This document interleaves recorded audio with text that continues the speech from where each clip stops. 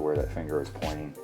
If at all possible to do, I have to open that sheetrock because we have the main line with 3/4 supply coming in that supplies everything and goes that direction. So my fear is if they put a T on there, and yeah, I'll probably have to cap that off and put another T over there. Oh, this, a lot more oops than right there. This is absolutely nuts. Plumbers will appreciate. I don't know if I should say appreciate. This little connector, it looks like a backflow device is what it looks like.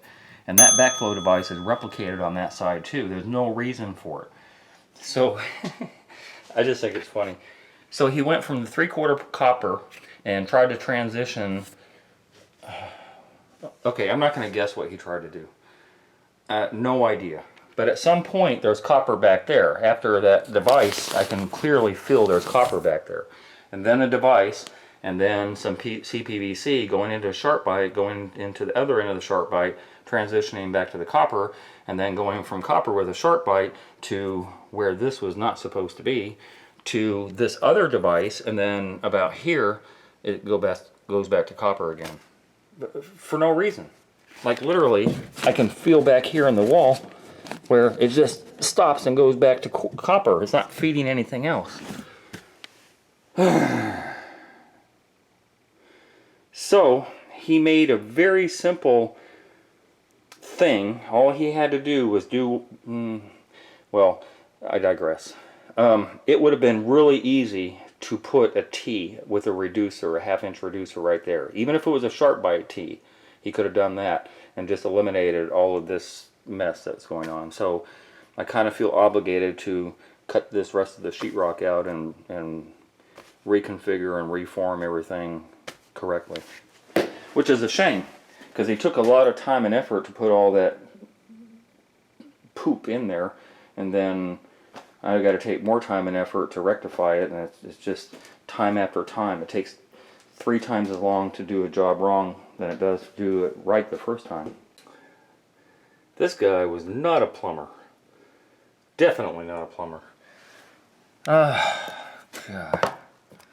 Before there were sharp bites, there were these. These are basically, I call it a backflow device before. That's kind of what it looked like. I recall having seen these back in the 90s. I don't recall ever having used one. It's just a lot of extra parts for no reason. So, I took everything out. And the reason I say he's not a plumber, a couple of telltale signs. He had sharp bites on here, as you can clearly see. Anytime you use sharp bites, it's always recommended to kind of, sand off those areas. See that copper there? Now that's where that plastic connector was. When you rough up pipe, it just makes it a lot easier for things to attach, including copper connections, which I'm soon going to do, so this isn't a waste of time. I'm not just showing you for the heck of it, because this is part of sweating pipe. Sweating pipe, i.e. soldering, welding, whatever you want to call it. This is how you make sure that all your solder does what it's supposed to do. So that's how it should have looked when I took off those sharp bites. If he was stupid and barely gave himself enough bite right here before that T starts to feed back in the back. Either which way, maybe he was lucky. In that case, he had enough room for the sharp bite.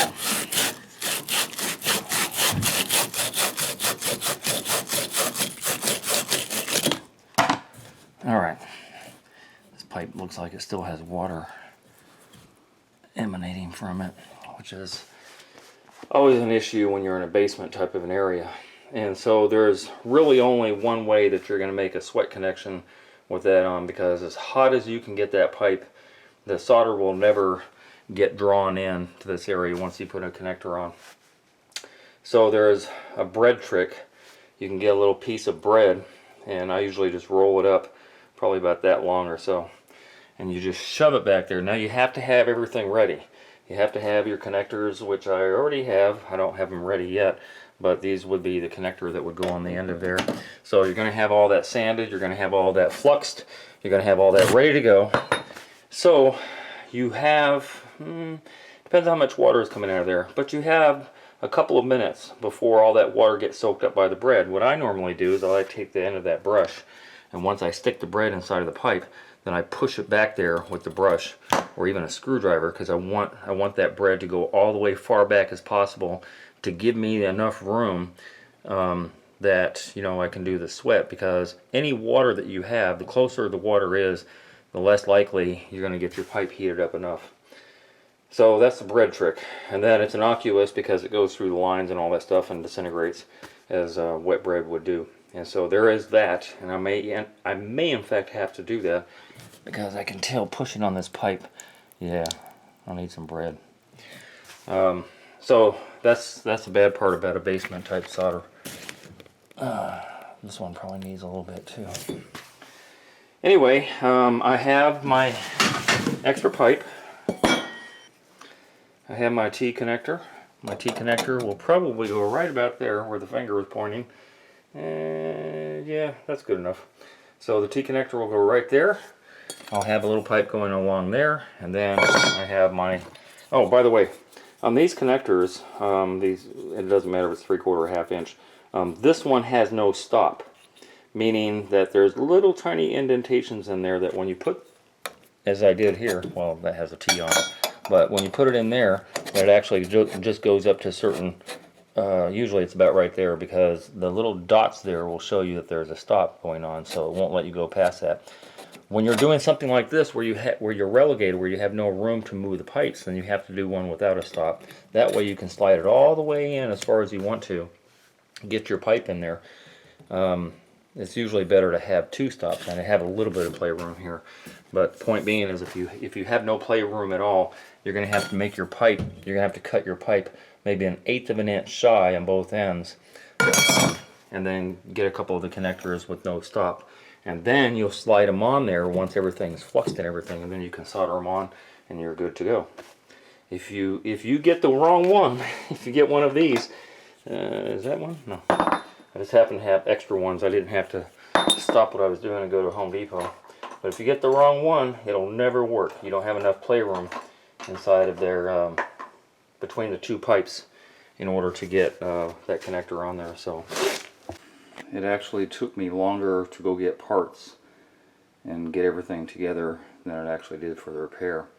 I don't generally carry 3/4 anymore, so I had to get a stick of 3/4 copper, and I had to get some of those connectors, because I didn't want, those were my spare, those were my emergency, so I got some new ones to replace it with.